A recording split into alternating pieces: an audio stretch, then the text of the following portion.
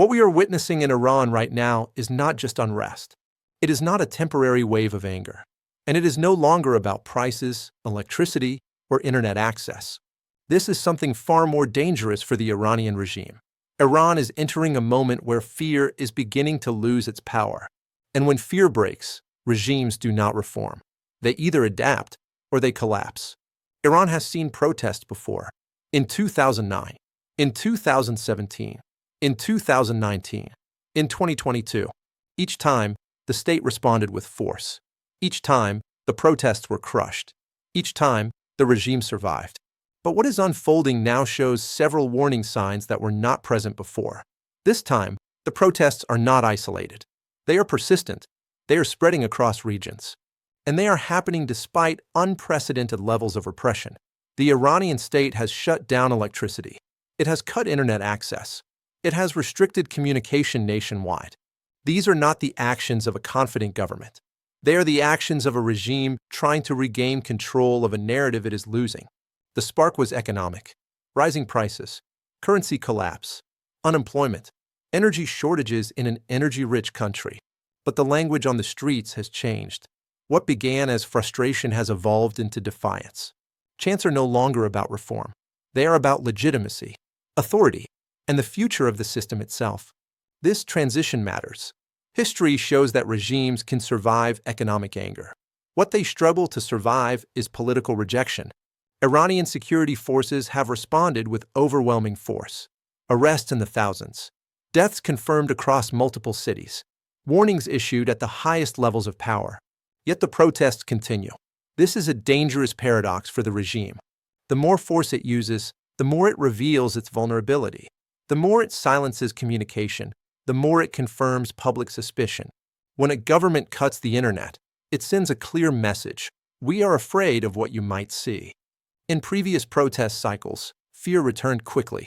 People calculated the cost. They retreated. They waited. Now, something has shifted.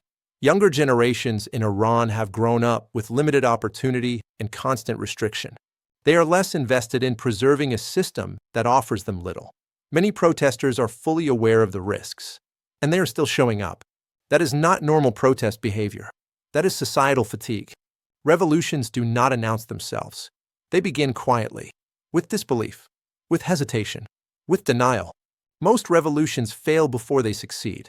But every successful revolution shares one common feature, a moment where the population stops believing the state is permanent. Iran may not be there yet, but the direction is clear. The state is acting defensively. The people are acting boldly. That balance is shifting. The internet shutdown is one of the most critical indicators.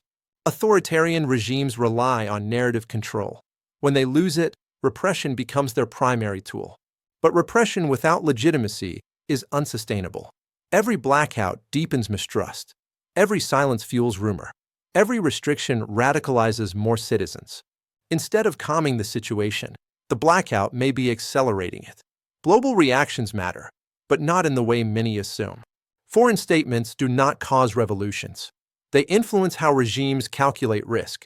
Warnings from outside powers signal that the world is watching. That restraint may not go unnoticed. That escalation may have consequences. But ultimately, this is not about the West. It is about internal fracture. Iran's leadership faces a narrowing set of options: crack down harder and risk triggering wider resistance. Concede and appear weak. Delay and allow momentum to build. None of these choices are safe. This is what instability looks like at the systemic level. This does not end overnight. There will be pauses. There will be lulls. There may even be moments of apparent calm. But the underlying pressure will remain.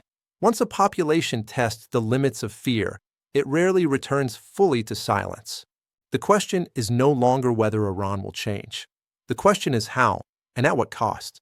Iran is not in a revolution yet, but it is no longer simply protesting. It is probing the boundaries of power. It is challenging the permanence of authority, and it is revealing the fragility beneath the surface. History tells us one thing with certainty. When fear begins to fail, change is no longer a matter of if, only when. This is strategic watch.